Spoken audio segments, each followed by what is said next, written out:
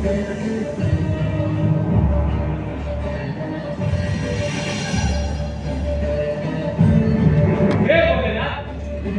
आपल्या कृपेने माझा जन्म झाला आहे, त्यामुळे आजपासून माझं संपूर्ण आयुष्य आपल्या चरणावर समर्पित करतोय. कृपा करून माझ्या योग्यतेनुसार आपली सेवा करण्याची संधी आपण मला द्यावी.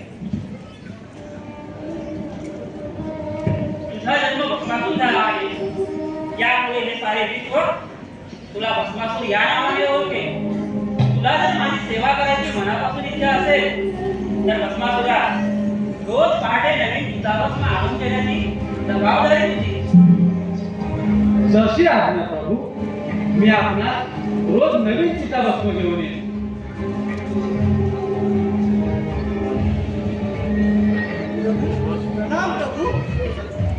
प्रभू, हे कोण आहे?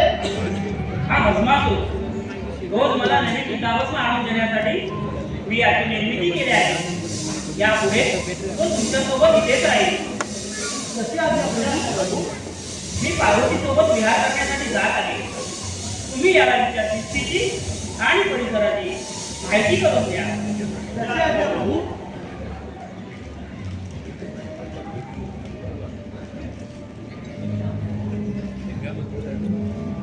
तू मोठा भाग्यवान आहे. भाग्यवान? आणि तो कसा? अरे प्रत्यक्ष भोलेनाथाने तुझी निर्मिती केली आहे आणि आमचं भस्म आणायचं काम त्याने तुझ्यावर सोपवलं आहे. त्यामुळे पहाटे सर्वप्रथम तुला माझ्यावरची सेवा करण्याचे भाग्य मिळणार आहे. आता देवांची सेवा करणे हेच माझं काम आहे.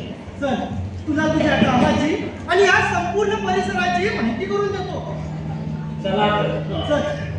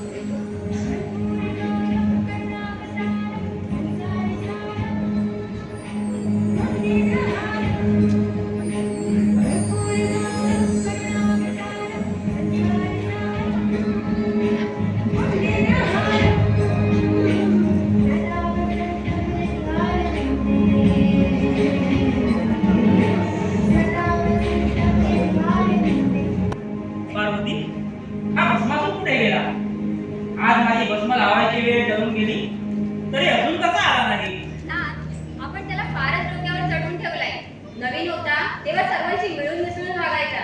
आता मात्र तो कुणाला जुमानत नाही. फारच शेफाळलाय तो. तुम्हाला असं का वाटतं? तो तर माझी मनापासून सेवा करतो. माझा प्रियभक्त आहे तो. मी तर त्याच्यावर खूपच प्रसन्न आहे. उगीचच नाही लोक तुम्हाला भोलेनाथ म्हणत. कुणी थोडी तुमची स्तुती केली की लगेचच भुलून जाता आणि त्याला नको ते वरदान देऊन बसता. माझ्या प्रियभक्तांवर माझी नेहमीच कृपादृष्टी असते.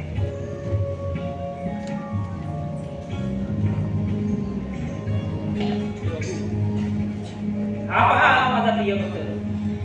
काय माझे भस्म कुठे आहे आणि आज तुला एवढा उशीर का बरे झाला? क्षमा करा प्रभू, आज मी संपूर्ण पृथ्वी हिंडलो परंतु मला कुठेही शुद्ध भस्म मिळालं नाही. त्यामुळे मला खूप दुःख झालं आहे. प्रभू, आज मला आपली सेवा करता येणार नाही. त्यामुळे माझ्या मनाला खूपच यातना होत आहे. अरे भस्मासुरा, असा निराशाने दुःखी होऊ नको. मी काय केले म्हणजे तुला बरे वाटेल? प्रभू, मला असे वरदान द्या की ज्यामुळे मी आपला रोज नवीन चिताभस्म आणून देऊ शकेन. बोल, तुला काय वरदान देऊ? नाथ, असे वरदान देण्यापूर्वी मी मगा काय सांगितले याचा विचार करा. पार्वती, तू मुली चिंता करू नको. रोज मला नवीन चिताभस्म मिळावे याकरिता तो वरदान मागतोय. माझे परमभक्त जे मागतील ते योग्यच असेल. बोल वत्सा, तुला कोणते वरदान हवे?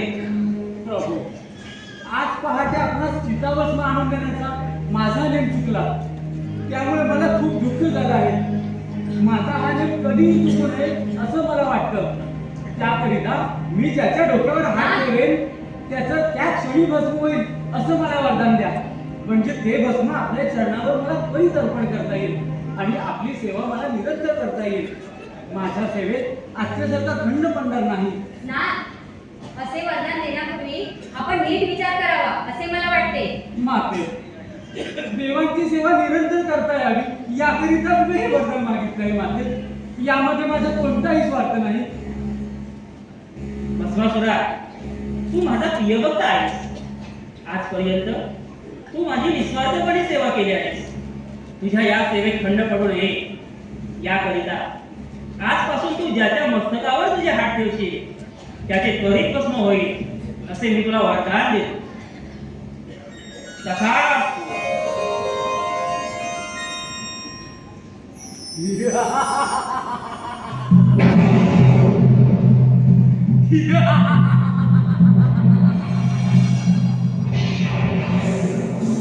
जय भोलेनाथ, जय भोलेनाथ.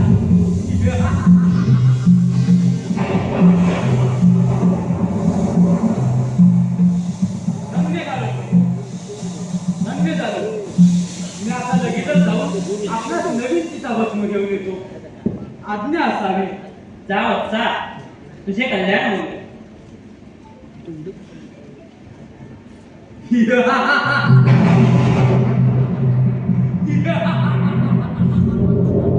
जय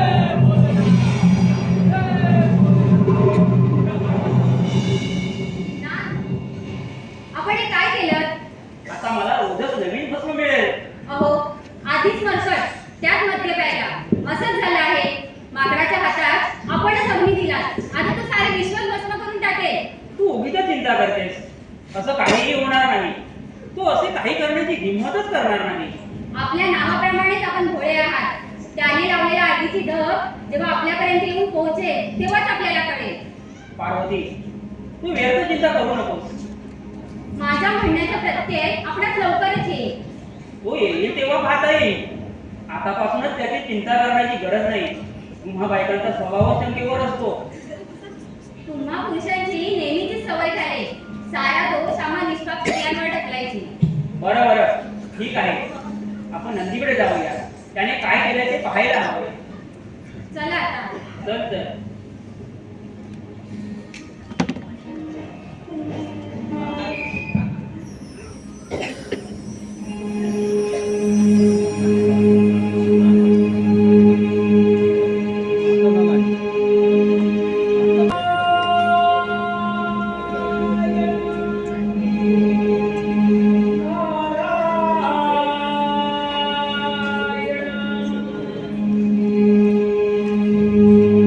देव संकटात वैकुंठाशी आलो. देव संकटात वैकुंठाशी आलो. वैकुंठाशी आलो. यावे लावणी श्रीहरी हो देव हो. यावे लावणी श्रीहरी. देव संकटात वैकुंठाशी आलो. देव संकटात वैकुंठाशी आलो. वैकुंठाशी आलो. यावे लावणी श्रीहरी हो देवा हो. यावे लावणी श्रीहरी हो देवा हो. यावे लावणी श्रीहरी. नारायण नारायण नारायण नारायण. प्रभू, प्रभू आपण कोठे आहात? नारायण नारायण. एवढा व्याकुळ कशामुळे झाला आहे? नारायण नारायण. प्रभू, प्रभू आपण कृपया प्रगट व्हावे. नारायण नारायण.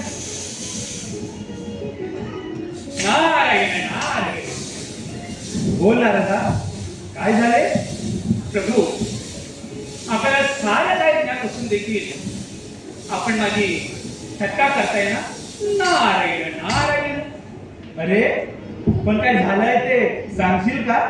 नारायण नारायण. प्रभू, आता माझ्याकडून आपल्याला ऐकायचं असेल तर सांगतो का आपल्याला? अहो देवा, तिन्ही लोकात हाहाकार माजला आहे. प्रत्यक्ष कैलासपतीने त्या भस्मासुराला नको ते वरदान दिले आहे. त्या वरदानाचा दुरुपयोग करून असंख्य ऋषीमुनी, ब्राह्मण, राजे, गोमाता आदींना भस्मसात केले आहे. आणि आता तर त्याच्या वक्र दृष्टी इंद्राने देवदेवतांकडे बोलले आहे. नारायण नारायण. ही गोष्ट भोलेनाथांना ठाऊक नाही? नारायण नारायण. प्रभू, महादेवाला तो नित्य नवीन भस्म आणून देतो. ते कोणाचे आहे त्यांना काय ठाऊक? त्यांच्याकडे जाताना मात्र होतं अतिशय विनम्र असते. त्यामुळे महादेवांना अजिबात संशय येत नाही. हे इंद्रादेव, आता आपण ज्या भस्मासुराचे निर्धारण करा. नारायण नारायण. नारदा, स्वतः कैलासपतींनी त्या भस्मासुराला वरदान दिले आहे. त्यांची कृपाछाया त्या भस्मासुरावर असल्याने कोणताही निर्णय घेण्यापूर्वी प्रथम महादेवांशी चर्चा करायला हवी आहे. कारण भस्मासुराची निर्मिती स्वयं कैलासपतींनी केली आहे. त्यामुळे त्याचा विनाश करायचा उपाय देखील ते सुचवतील. नारायण नारायण. प्रभू, जे काय करायचं ते लवकर करा, नाहीतर तो दैत्य सर्व देवदेवतांचे भस्म करून टाकेल. नारायण नारायण. नारदा, तू इकडे आलास ते योग्यच केलंस. आपण सर्व देवदेवतांना घेऊन कैलासावर जाऊया. महादेवच यावर योग्य तो निर्णय घेतील. नारायण नारायण. प्रभू, सर्व देवदेवता आपलीच प्रतीक्षा करते. त्याला सोबतच घेऊ आपण पुढे जाऊया. चला. चल. नारायण नारायण. नारायण नारायण. नारायण नारायण. नारायण.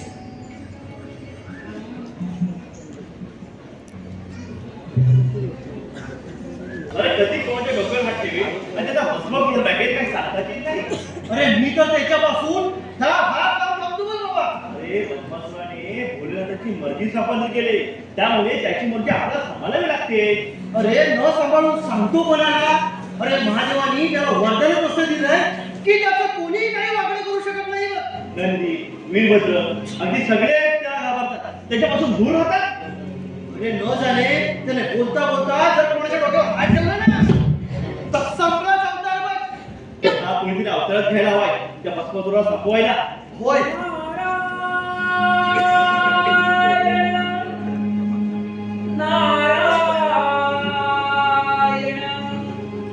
मुनीवर येत आहे. वा, प्रत्यक्ष मुनीवर कैलासावर आले. आता आपणच त्याला भस्मासुराची फसावळूया. होय. नारायण नारायण. नारायण नारायण. नारायण. प्रणाम प्रभू. प्रणाम मुनीवर्य. नारायण नारायण. पाहिलं प्रभू, त्या भस्मासुराने हे कैलासावर देखील किती दोष पसरवले आहेत. नारायण नारायण. होय मुनीवर्य. अहो त्याला सर्वच घाबरून असतात. प्रभू, आता आपण त्यातून मार्ग काढावा.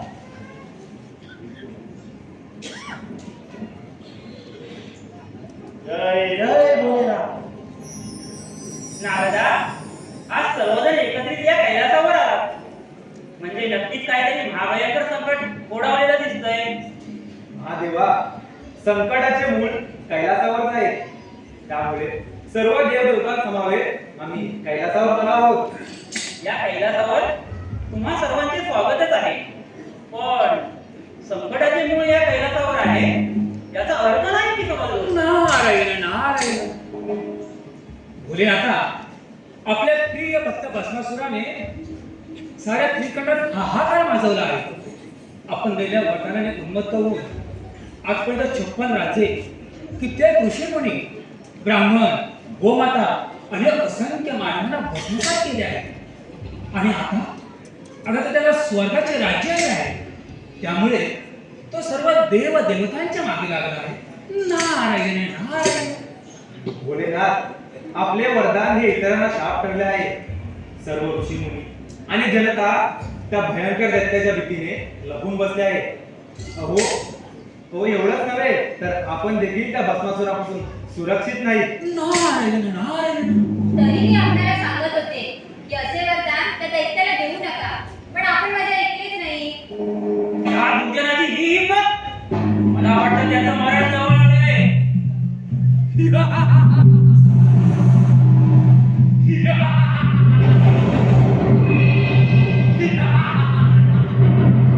भस्मासुरा, मी तुला वरदान दिलंय, त्याचा तू दुरुपयोग करतोय.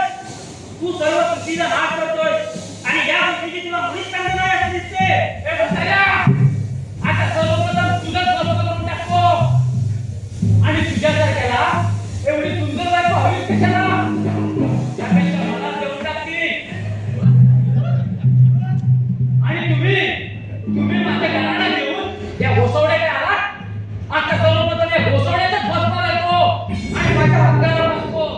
म्हणजे या विश्वातील सर्वात सुंदर पार्वती मला वश होईल आणि नंतर तुमचा समाचार येतो. हे त्याच्या बोलतो पुढे थांब. आता तुला भस्म करून टाकतो. नारायण नारायण नारायण नारायण. प्रभू आता काय करायचं? ज्यांच्या भरोश्याला पण इथे आलो ते कैलासपतीतून नाहीसे झाले आणि तो दैत्य त्यांच्या मागे गेला आहे. तो पुन्हा इथं आला तर आपल्याला देखील भस्म करून टाकेल. नारायण नारायण. नारदा शांत हो. महादेवांचं कुणी काहीच करू शकणार नाही. ते तर या त्रिकंडाचे निर्माते आहेत. हे जनार्दना, आपण माझे धर्मबंधू आहात. आता आपणच माझ्या सौभाग्याचे रक्षण करावे. माते आपण व्यर्थ चिंता करीत आहात. भस्मासूर जरी कोटी कोटी वर्ष महादेवांच्या मागे गेला तरी ते त्याला सापडायचे नाही आणि तो मरकट दैत्य त्यांचा काहीच ऐक करू शकणार नाही. हे कमलनयना, जगाच्या पालकर्त्या, माझे कैलासपती असे किती दिवस लपून छपून राहणार? त्या नीच भस्मासुराचा संहार तुम्हीच करा. नारायण नारायण. प्रभू आज तुम्हालाच त्या भस्मासुर धडा शिकवावा लागेल. त्याकरिता आपल्याला नवीन अवतार घ्यावा लागला तरी चालेल. नारायण नारायण. नारदा तू खूपच चतुर आहेस. त्या भस्मासुराचा वध करण्यासाठी मला कोणती तरी नवीन युक्ती शोधून काढावी लागणार आहे. हे चक्रधारी, काय करायचे ते लवकरच करा आणि कैलासपतींना यातून बाहेर काढा. माते आपण निश्चिंत असावे. महादेव कुठे आहेत हे आपण अंतर्मनाने जाणले असेलच. कृपा करून आपण देखील त्यांच्या सोबत सतत राहावे. त्या भस्मासुराचा बंदोबस्त करण्यासाठी मी येतोच. ठीक आहे, आपण म्हणता तसेच होईल याची मला खात्री आहे. आपण निघूया का? भोलेला सापडले नाही तर तो नीच भस्मासूर मला शोधण्यासाठी इथे येण्याची शक्यता आहे. नारायण नारायण. माते चिंता नसावी. प्रभूच्या कृपेने सारं काही टिकून येईल. चला आपण निघूया. नारायण नारायण नारायण नारायण नारायण नारायण. अजिबात मन रमतच नाही बघ. अरे कसे रमणार? इथे प्रभू भोलेनाथ आणि माता पार्वती नाही, इथे मनाला चैन कशी मिळणार? अरे त्या भस्मासुराने माझे भस्म करून टाकले असते ना तर फार बरं झालं असतं बघ. अरे असं का बोलतोस? अरे महादेव, अरे जिथे माता पार्वती आणि भोलेनाथ नाही तिथे जगणं म्हणजे काय जगणं आहे का? त्यापेक्षा मरण बरे बघ. भूतनाथा असा धीर सोडू नको. आपले भोलेनाथ या विश्वाचे निर्माते आहेत. त्या दैत्य भस्मासुराचं भस्म करून आणि ते धारण केल्यानंतर ते कैलासावर येतील. अरे पण माता पार्वती आणि भोलेनाथ आहेत तरी कुठे? ते सुखरूप तरी असतील ना? अरे अलीकडे नारदमुनी कैलासावर आले होते. ते बोलताना मी ऐकले माता आणि प्रभू दोघेही सुखरूप आहेत. मात्र तो नीच भस्मासूर त्याच्या मागावर असतो. जिथे जिथे ते जातात तिथे तिथे जाऊन पोहोचतो. मग त्याला जागा बदलावी लागते. अरे महादेवाने त्याला वरदान नसते दिले ना तर मीच त्या नित्याचा वध केला असता बघ. आणि वातावरण असतं विश्रांत नदीने त्याचा एक फटक्यात त्याचा वध केला असता. या कैलासावर मोठमोठे पराक्रमी वीर असताना देखील प्रभू आणि माता यांना कैलास सोडून जावं लागते. अरे त्याने जर एखाद्या डोक्यावर हात ठेवला तर क्षणार्धात त्या व्यक्तीचे भस्म होते बघ. म्हणून तर त्याच्यापासून सगळेजण दूर राहतात. मुनीवर सांगत होते की चिंता करू नका. त्या भस्मासुराचं मरण जवळ आले. प्रत्यक्ष श्री भगवान विष्णू त्यांना मारण्याचा निश्चय केलाय.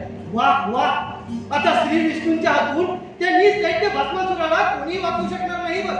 एकदा त्याच्या भस्माचा नाश झाला की माता आणि प्रभू परत कैलासावर येतील आणि आपलं जीवन परत सुरळीत होईल आणि आपल्याला त्यांची सेवा करता येईल. अरे त्याच आशेवर मी आजपर्यंत जिवंत आहे बघ.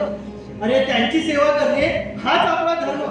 मध्ये तो नीच दैत्य भस्मासूर उपटला आणि त्याने आपलं जगणं मुश्किल करून टाकलं बघ. आता पुन्हा चांगले दिवस येतील. आता तरी तू समाधानी झालास ना? होय, चल आपण महादेवांच्या स्वागताची तयारी करूया. चल भूतकाळ विसरून उज्ज्वल भविष्याची वाट पाहूया. चल. चल चल.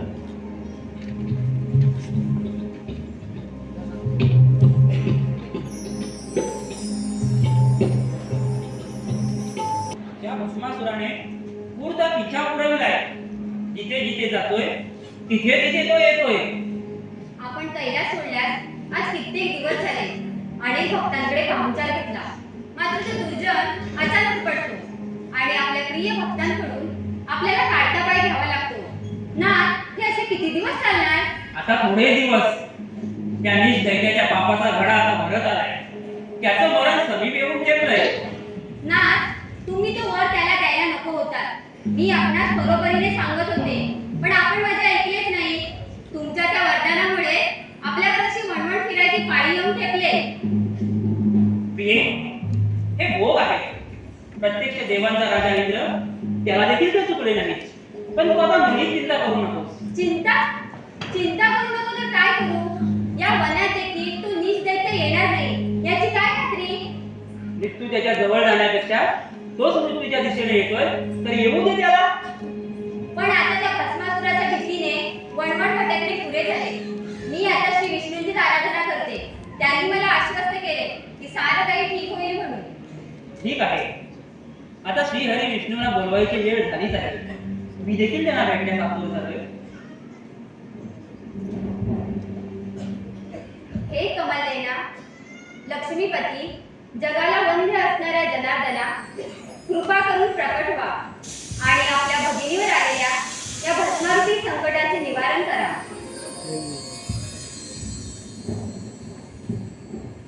श्रीहरी, आता तरी त्या भस्मासुराची अखेरची वेळ समीप आली ना?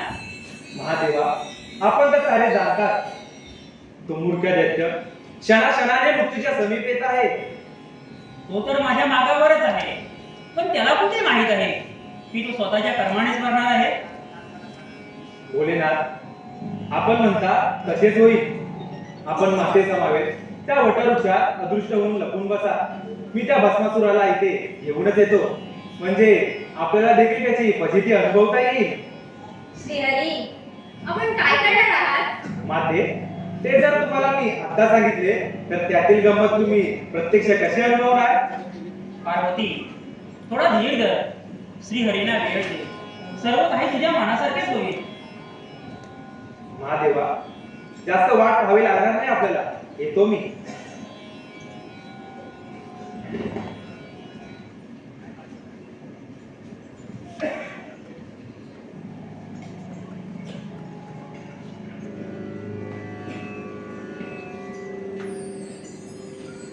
पार्वती, श्री विष्णूंची तुला आघात आहे. चल, आपल्याला आता ह्या वटवृक्षात राहायचं आहे. लक्षात आहे ना? होय स्वामी, चला. चल तर.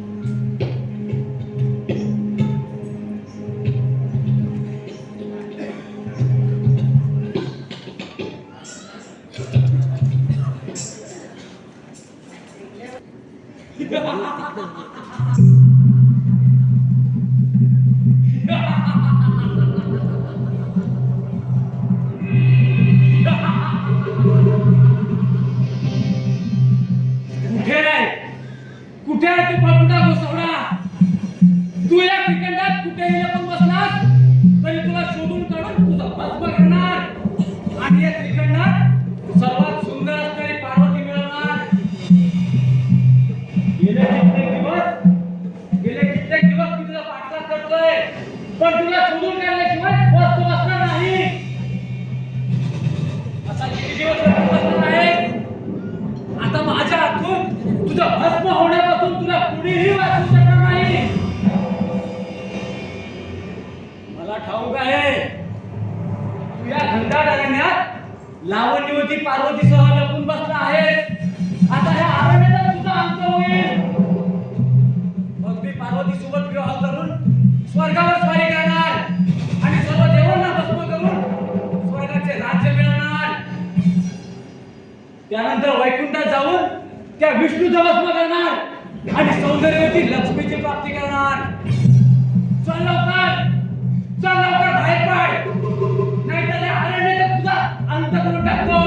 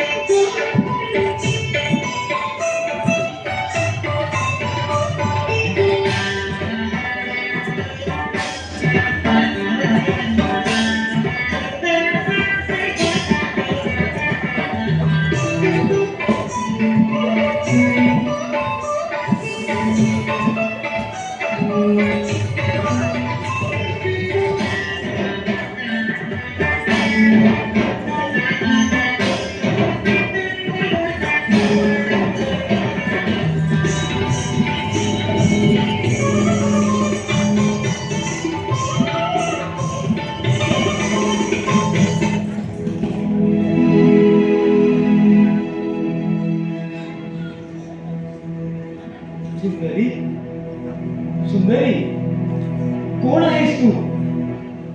सुंदरी, मी महापराक्रमी भस्मासुर आहे. लवकरच स्वर्गावर स्वारी करून इंद्रासह सर्व देवांना भस्म करून स्वर्गाचा राजा होणार आहे. सुंदरी, तुझा हे अप्रतिम नृत्य पाहून मी प्रसन्न झालो आहे. तुला माझी राणी होणं आवडेल का? सुंदरी, सुंदरी, तू बोलत का नाहीयेस? तुला माझ्या सामर्थ्याविषयी शंका वाटते का? मी इतका शक्तिशाली आहे की या त्रिकंडात माझ्या इतकं शक्तिशाली कुणीच नाही. मी इतका बलवान आहे की या त्रिकंडावर राज्य करण्याची क्षमता माझ्या अंगी आहे. या वनात तो पळपुटा शंकर माझ्या भीतीने लपून बसला आहे. प्रथम त्याचं भस्म करणार आहे, त्यानंतर त्या विष्णूचं भस्म करणार आहे. आधी मी त्या पार्वती आणि लक्ष्मीला माझ्यासोबत विवाह करण्यासाठी भाग पाडणार होतो,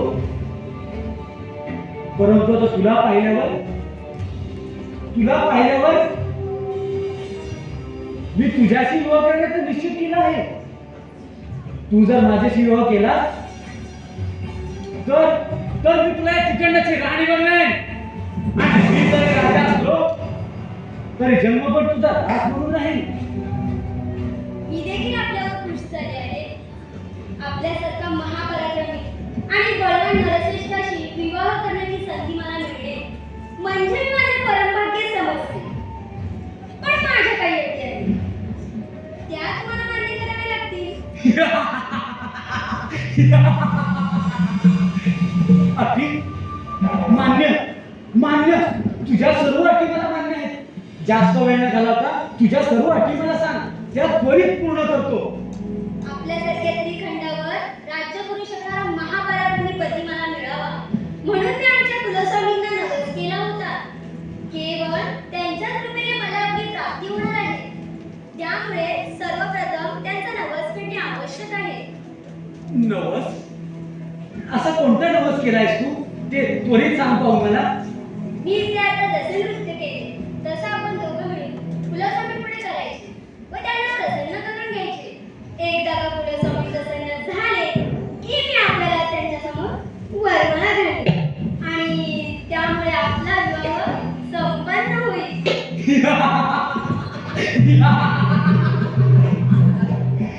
एवढंच ना? हे तर काहीच नाही. चल, मला आता धीर जमत नाही. चल, मला तुझ्या कुलस्वामींकडे जेवण. चल. चला स्वामी, आपण माझ्या मागोमागे यावे.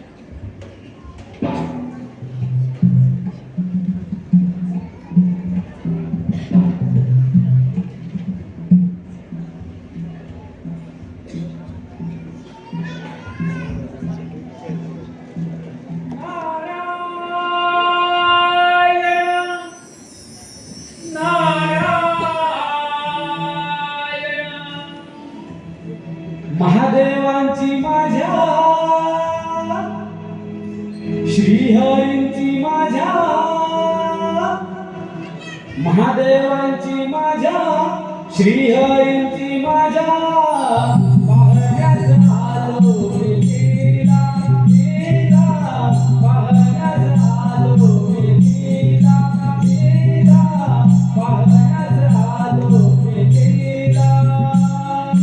महादेवांची माझ्या श्रीहरींची माझ्या, महादेवांची माझ्या श्रीहरींची माझ्या, पाहण्यास आलो मी लीला, लीला, पाहण्यास आलो मी लीला. श्रीहरी धारण केले मोहिनीचे रूप, शिवपार्वतीला सांगे वृक्षामध्ये लप, संकटे मुक्त वचन दिला, संकटे मुक्त वचन दिला, लीला, लीला, पाहण्यास आलो मी लीला, लीला, पाहण्यास आलो मी लीला. नारायण नारायण नारायण नारायण. भोलेनाथ, भोलेनाथ कृपया प्रगट व्हावे. नारायण नारायण. भोलेनाथ, आपली लीला अगाध आहे. नारदा, तू इथे कसा? नारायण नारायण. भोलेनाथ, आपल्याला पासून उपस्थित राहणं हे माझं आद्य कर्तव्यच आहे. नारायण नारायण. अरे माझी कसली लीला? मी तर त्या भस्मासुराला टाळायला इथे लपून बसलोय. हवं तर पार्वतीला विचार. नारायण नारायण. प्रभू, आपण माझी चेष्टा करताय ना? नारायण नारायण. अरे चेष्टा कसली? श्रीहरी विष्णूंच्या सांगण्यावरूनच आम्ही दोघे उभयता या वटवृक्षात लपून बसलोय. नारायण नारायण. भोलेनाथ, तुम्ही आणि श्रेणी मिळून त्या भस्मासुरा मताचा खेळ रचलाय हे मला काही ठाऊक नाही. श्रेणी विष्णूंनी मुलीचं रूप धारण केले आणि भस्मासुरा खुला करून ते इथेच यायला निघाले आहेत. नारायण नारायण. काय सांगताय? श्रीहरींनी मोहिनी रूप धारण केलंय? होय माते, मोहिनीच्या अलौकिक सौंदर्यानं सारे विश्व वेढावलं आहे. मग त्या वरकड भस्मासुराचे काय? तो तर त्या दास व्हायला एका पांडवाला तयार आहे. नारायण नारायण. आश्चर्यच म्हणायचे. श्रीहरींचे आगळे रूप पाहायलाच हवे. पार्वती, तो भस्मासूर इथे यायच्या आत आपण या वृक्षात पहिल्याप्रमाणेच लपून बसूया. नारायण नारायण. प्रभू, त्याची ते वेळ झाली आहे. आपण तसं पोहोचताना पाहून त्यांचं चित्त पुन्हा देखील होईल. मी देखील अदृश्य होण्याची भजी पाहतो. चला. नारायण नारायण नारायण नारायण नारायण नारायण.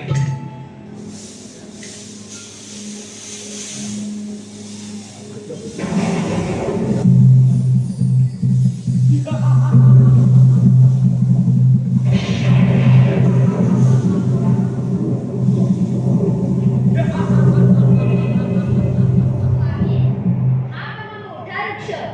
या वटवृक्षात आमच्या कुळाचे दैवत वास करीत आहेत. आपल्याला नृत्य करून प्रथम त्यांना प्रसन्न करून घ्यावे लागेल. नृत्य?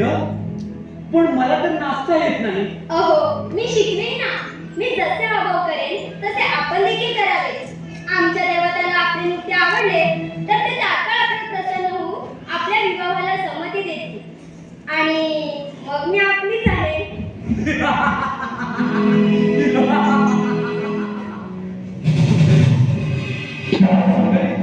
मला आता जरा देखील जिगर होत नाही.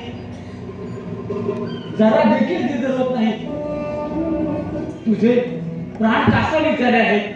तुझ्या या नयन बाणाने माझ्या मनाच्या हरीण झाला आहे. तेव्हा तेव्हा आता नृत्य करायला सुरुवात कर. हा, पण सावकाश हं. मी नवशिका आहे. स्वामी, त्यात कठीण काहीच नाही. मी जसे हावभाव करेन तसे आपण देखील करावे. मी जिथे जिथे हातपाय ठेवेन तेथे तेथे आपण देखील ठेवावे. अहो, एवढे महापराक्रमी तुम्हाला एवढं नक्कीच जमेल.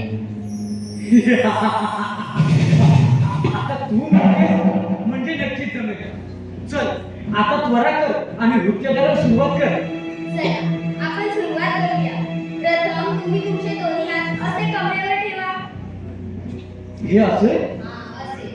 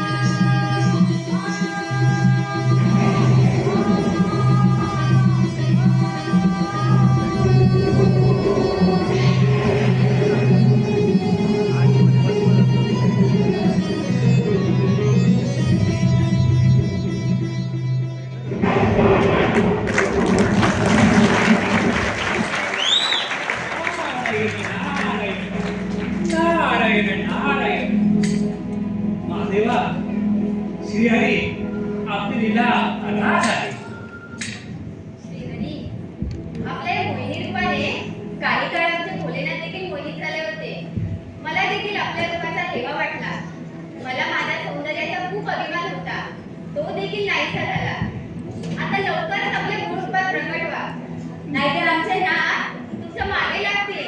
नारायण नारायण.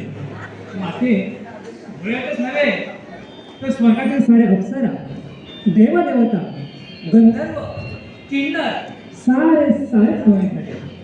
तेव्हा श्रीहरी आपला हा मोठा सोडवा हेच करे. नारायण नारायण. पाहिलं अजूनही मोहिनीचं अंमल उतरलेलं दिसत नाहीये. स्वामी स्वामी भानावर या. स्वामी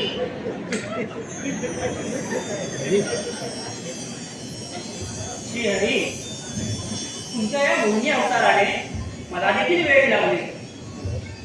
मीचे प्रत्यक्ष हजर असताना देखील मोहिनी रूपातील ते आपल्या मागे मागे गेले. माते जसे विधिलिखित होते तसेच घडले. यात भगवंतांचा काहीच दोष नाही. अष्टभैरवांच्या निर्मितीसाठी हे होणे गरजेचेच होते. चला आता आपण सारेच कैलासावर जाऊया. इतके दिवस झाले कैलास सोडून. सारेच चिंता करत असते. श्री हरी, आपणही आमच्या सोबत चलावे. जशी भगवंतांची इच्छा. नारदा, तू देखील चल. प्रभू मी देखील आपल्या आज्ञेबाहेर नाही. नारायण नारायण. त्या भयंकर दैत्याचा नाश झाला.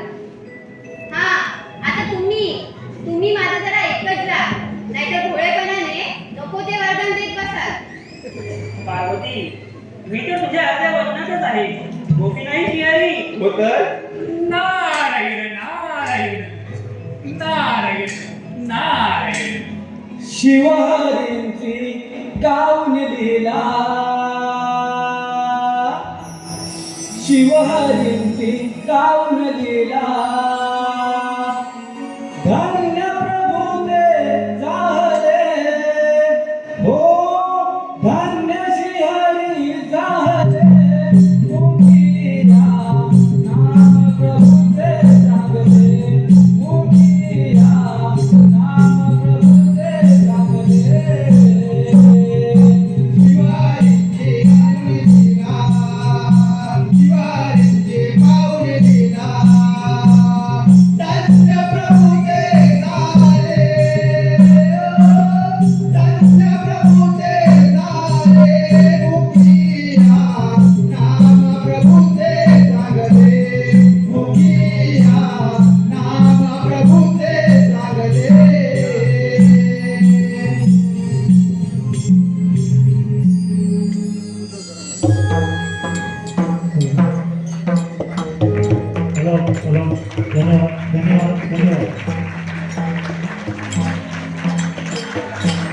रसिकांच्या मनपसंतीतून आलेली देणगी दिलीप सकले पालवण चिपळूण 310 रुपये